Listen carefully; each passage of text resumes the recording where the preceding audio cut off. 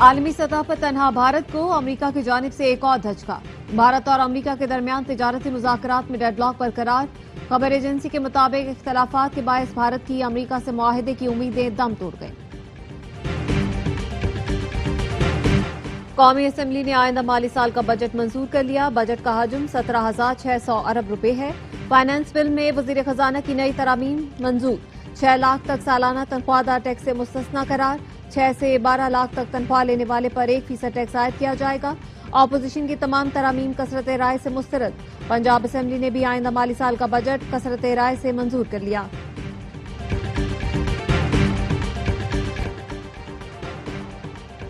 Pentagon نے فردو nuclear site تباہ کرنے کی فوٹیج نشر کر دی۔ امریکی chairman joint chief of staff نے بتایا فردو نیوکلیئر سائٹ پر میزائل 1000 فٹ فی سیکنڈ کی رفتار سے زمین کی گہرائی میں گیا۔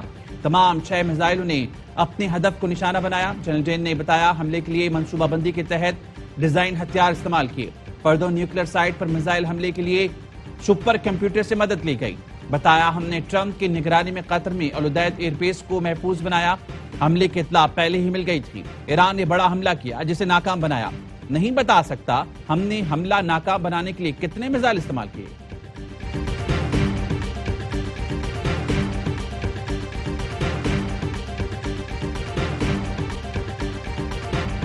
ایران میں جوہری تنصیبات پر انتہائی کامیاب حملہ کیا گیا۔ امریکی وزیر دفاع پیٹ ہیگسیٹ کی میڈیا بریفنگ، کہا فوجی آپریشن کا مقصد خطے میں جاری جنگ کو ختم کرنا تھا۔ امریکی صدر نے تاریخ کے سب سے مشکل ترین فوجی آپریشن کا حکم دیا۔ جو ٹرمپ نے کیا وہ کئی امریکی صدور کا خواب ہی ہو سکتا تھا۔ یو این ایٹمی توانائی کمیٹی نے کہا ایرانی تنصیبات کو شدید نقصان پہنچا۔ صدر ٹرمپ جو بھی کرتے ہیں امریکی میڈیا مخالفت ہی کرتا ہے۔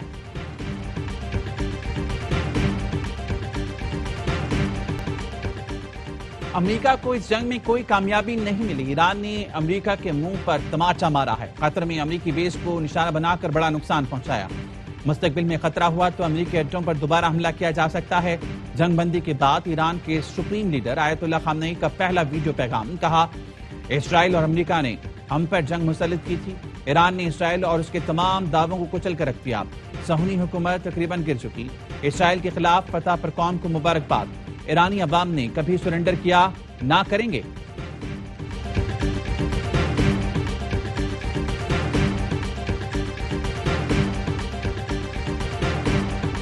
ایران کی رہبر کونسل نے IAEA سے تعاون معطل کرنے کی منظوری دے دی۔ ادارے کے ترجمان نے بتایا پارلیمنٹ سے منظور کیے گئے بل کی منظوری دے دی ہے جو اقوام متحدہ کے جوہری نگران ادارے کے ساتھ تعاون کو معطل کرتا ہے۔ ایرانی پارلیمنٹ نے گزشتہ روز جوہری تنصیبات کی سلامتی کی ضمانت ملنے تک جوہری نگرانی کے ادارے کے ساتھ تعاون معطل کرنے کا بل منظور کیا تھا۔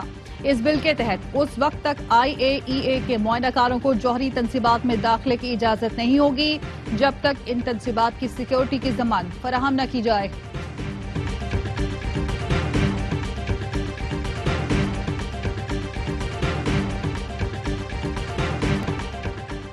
وزیر اعظم شہباز شریف کی ایرانی بہادری کی تعریف، کہا ایران نے بہادری کے ساتھ دشمن کے عزائم کا مقابلہ کیا۔ پاکستان نے بھرپور انداز میں ایران کے موقف کی حمایت کی۔ ایران نے کھلے دل سے شکریہ ادا کیا۔ ایران کی جانب سے پاکستان کی سیاسی اور عسکری قیادت کی تعریف کی مثالیں ہی ملتی۔ وزیر اعظم شہباز شریف کی وفاقی کابینہ اجلاس میں گفتگو، کہا پاک فوج عظیم قربانیاں دے رہی ہے، ہم دشمن کے خلاف جنگ جیتیں گے۔ وزیر خزانہ اور پوری ٹیم نے بجٹ پر بہت محنت کی ہے۔ پیپلز پارٹی اور MQM سمیت تمام اتحادی جماعتوں کا شکر گزار ہوں۔ کل سے محرم شروع ہو رہا ہے، امن و امان کے لیے تمام وسائل بروئے کار لانا ہوں گے۔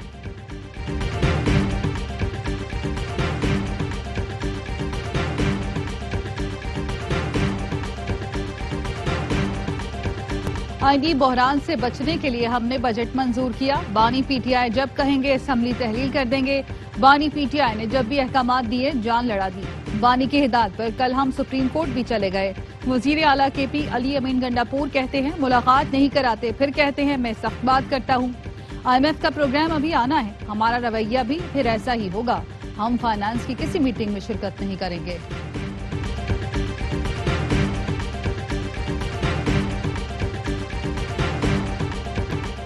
بھارت کی دہشت گردی پھر بے نقاب، بین الاقوامی سطح پر پاکستان کے موقف کی ایک اور جیت۔ بھارت کو منہ کی کھانا پڑی۔ شنگھائی تعاون تنظیم نے بھی بھارتی پروپیگنڈا تسلیم کرنے سے انکار کر دیا۔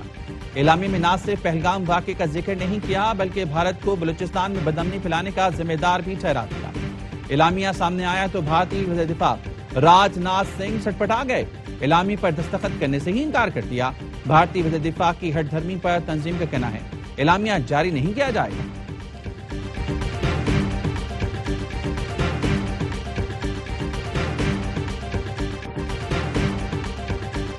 دہشت گردی پوری دنیا کے لیے مشترکہ خطرہ ہے، اسے سیاسی مقاصد کے لیے استعمال نہ کیا جائے۔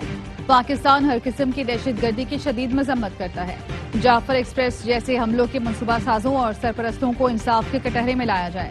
وزیر دفاع خواجہ آصف کا SCO اجلاس سے اظہار خیال، کہا کشمیر اور فلسطین جیسے دیرینہ تنازعات عالمی امن کے لیے خطرہ ہیں، پرامن حل کے لیے مذاکرات، ثالثی اور سفارتی حکمت عملی اختیار کی جائے۔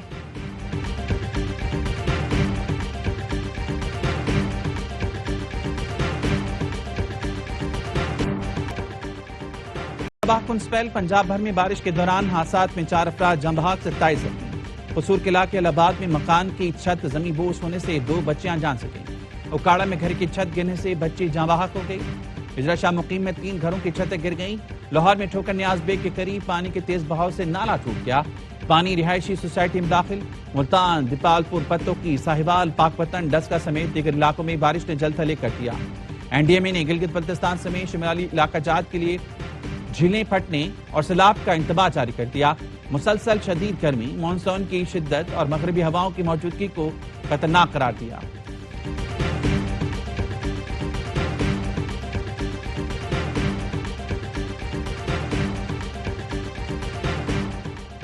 وزیر اعلیٰ پنجاب مریم نواز کا بارش کے دوران لاہور کے مختلف علاقوں کا دورہ، بارش کے پانی کی بروقت نکاسی پر اطمینان کا اظہار کیا، کہا بارش کے پانی کا نکاس بروقت ہو رہا ہے۔ قذافی اسٹیڈیم کے علاقے میں 8 ماہ میں پانی کی نکاسی کا پائیدار سسٹم قابل تحسین ہے۔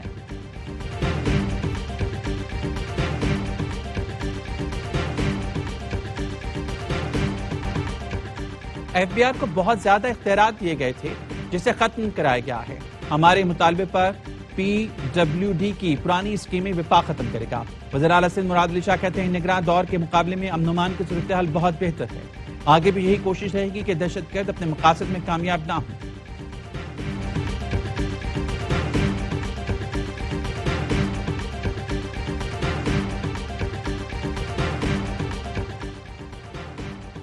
سپریم کورٹ نے مخصوص نشستوں کے فیصلے کے خلاف نظر ثانی کیس کی سماعت۔ سنی اتحاد کونسل کے وکیل حامد خان نے کہا آدھی رات کو ہم سے انتخابی نشان چھین لیا گیا، دوسری جانب انتخابی نشان کا وقت ختم ہو گیا، ایک ہی دن ANP اور ہمارے ساتھ الگ الگ برتاؤ کیا گیا۔ جسٹس محمد علی مظہر نے ریمارکس دیے، ANP کو پہلی بار موقع دیا گیا تھا، آپ کو اس سے پہلے کئی سال سے وقت دیا جا رہا تھا۔ حامد خان نے کہا ہمیں اچھا آئین بنانے کی سزا مل گئی، 9 فروری کو ہارے ہوئے جیت گئے۔ جسٹس جمال خان مندوخیل نے کہا کیا الیکشن کمیشن نے پورے پاکستان میں یہ حرکت کی؟ حامد خان نے کہا خیبر پختونخوا میں پھر بھی بہتر آروز تھے، فیصل آباد میں بھی آروز نسبتاً بہتر تھے۔ جسٹس جمال مندوخیل نے استفسار کیا یہ الیکشن کمشنر کس نے لگایا تھا؟ ایڈوکیٹ حامد خان نے کہا کہ جس نے بھی لگایا تھا کیا فرق پڑتا ہے، غلطی میری پارٹی کرے یا کوئی اور، کیا فرق پڑتا ہے؟ سلمان اکرم راجہ نے دلائل دیے کہ 20% جنرل نشستیں جیتنے والوں کو 55% سیٹ دینا انصاف نہیں۔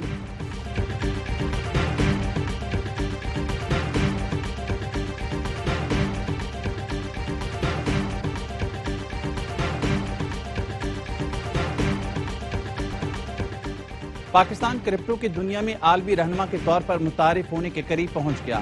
معاون خصوصی اور ماہر بلاک چین بلال بن ثاقب نے عالمی سطح پر پاکستان کی نئی پہچان متعارف کرا دی۔ پاکستان نے اسٹریٹجک بٹ کوائن ریزرو قائم کر کے ڈیجیٹل معیشت کی جانب تاریخی قدم رکھ دیا۔ 40 ملین سے زائد کرپٹو صارفین کے ساتھ عالمی کرپٹو معیشت میں پاکستان کی نمایاں شناخت، اوورسیز پاکستانیوں کے لیے اسٹیبل کوائنز کے ذریعے ترسیلات اور زر مزید آسان اور سستی ہونے کی توقع، نوجوانوں کے لیے ویب 3 اور AI تربیتی پروگرامز کا آغاز، عالمی بلاک چین کمپنیز کی جانب سے پاکستان میں ترقیاتی منصوبے شروع کرنے کی دعوت پر مثبت رد عمل۔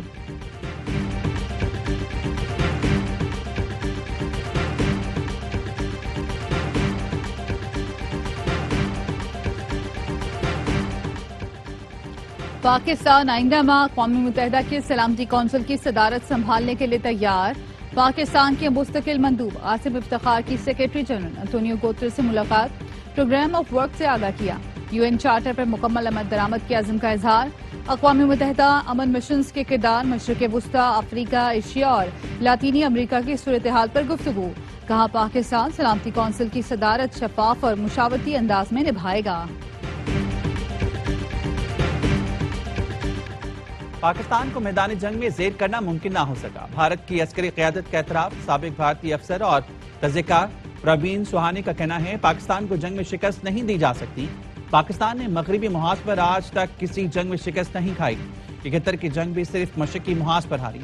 اگر بھارت واقعی مغربی محاذ پر پاکستان کو شکست دیتا تو آج لائن آف کنٹرول نہ ہوتی۔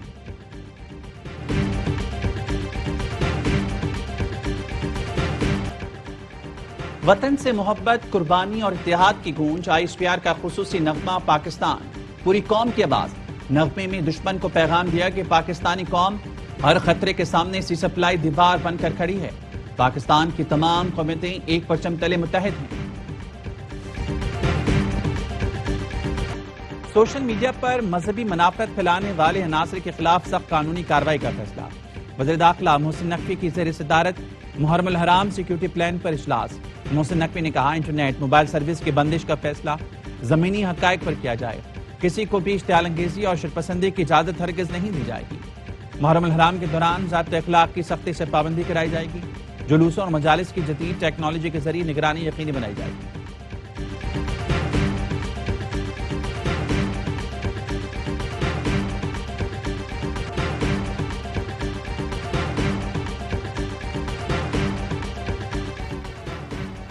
تمام شہریوں پر فرض ہے آئین کی بالادستی تسلیم کریں، ریاست کے خلاف مسلح کارروائی اور تشدد بغاوت سمجھی جائے گی۔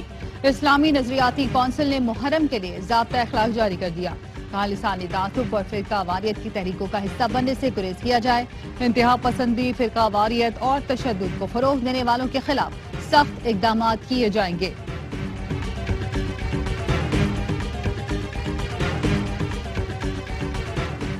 پاکستان ریلوے کی سرکاری کمپنی ریل کارپ میں بڑے پیمانے پر کرپشن کا انکشاف، EAW نیوز کو حاصل انکوائری رپورٹ میں 3.5 ارب کی جعلی بینک گارنٹی کا انکشاف، وزیر ریلوے کے حکم پر IG ریلوے پولیس اور چیف اکاؤنٹ آفیسر کی انکوائری رپورٹ تیار۔ رپورٹ میں بتایا گیا جعلی بینک گارنٹی کی بنا پر من پسند کمپنی کو 14 کروڑ سے زیادہ رقم ادائیگی بھی کی گئی۔ سابق چیف ایگزیکٹو ریل کارپ نجم سعید نے غیر قانونی ادائیگیاں اور کرپشن کی۔ وزیر ریلوے حنیف عباسی نے جعلی بینک گارنٹی کا معاملہ نیب اور FIU کو بھجوا دیا۔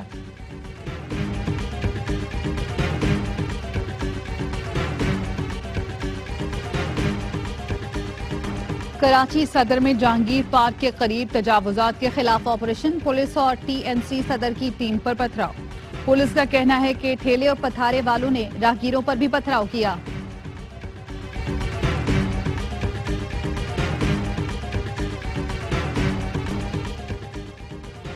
اسرائیل کی ریاستی دہشت گردی، غزہ پر مسلسل بمباری، مزید 80 فلسطینی شہید، سینکڑوں زخمی ہو گئے۔ امدادی مراکز صہیونی فوج کے نشانے پر، دو امدادی مراکز پر فائرنگ سے 23 فلسطینی لقمہ جل گئے۔ یہودی آباد کارون الخلیل اور رملہ میں فلسطینیوں کے گھروں اور گاڑیوں کو آگ لگا دی، 3 فلسطینی شہید ہوئے۔ فلسطینی وزارت صحت کا کہنا ہے اسرائیلی ناکہ بندی سے امدادی کارروائیاں شدید متاثر ہو رہی ہیں، اسپتال زخمیوں سے بھرے ہیں، ایمرجنسی اور ICU میں جگہ ختم ہو گئی۔ قابض فوج نے نابلس سے 14 فلسطینیوں کو گرفتار کر لیا۔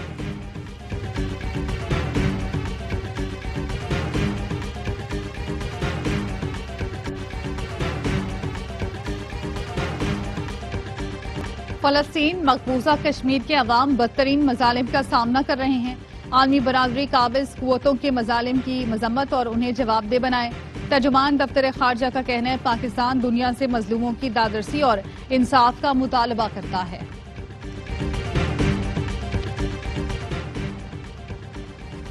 منشیات کا خاتمہ حکومت کی اولین ترجیح ہے۔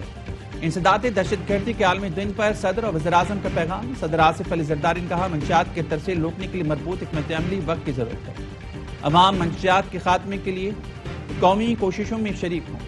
شہباز شریف بولے آئندہ نسلوں کو منشیات کے نقصانات سے بچانا ناگزیر ہے، منشیات کے خاتمے کے لیے بین الاقوامی تعاون ضروری ہے۔ وزیر داخلہ محسن نقوی نے کہا منشیات فروش انسانیت اور نوجوان نسل کی بدترین دشمن ہے، منشیات فروشوں کو نشان عبرت بنانے کا عزم رکھتے ہیں۔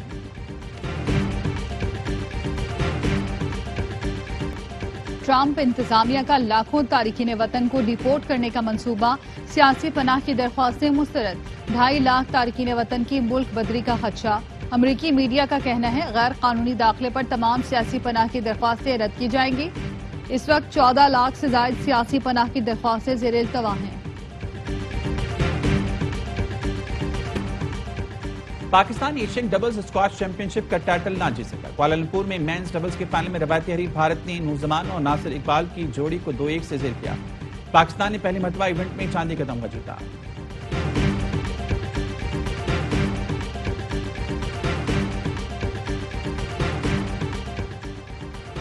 آسٹریلوی اوپنر عثمان خواجہ نے سین ریڈیو کو انٹرویو دینے سے انکار کر دیا۔ عثمان خواجہ نے صحافی پیٹر لالور کی برطرفی کے خلاف احتجاج کے طور پر انٹرویو دینے سے انکار کیا۔ پیٹر کو غزہ میں اسرائیلی جہادیت کے خلاف آواز اٹھانے پر نوکری سے نکال دیا گیا تھا۔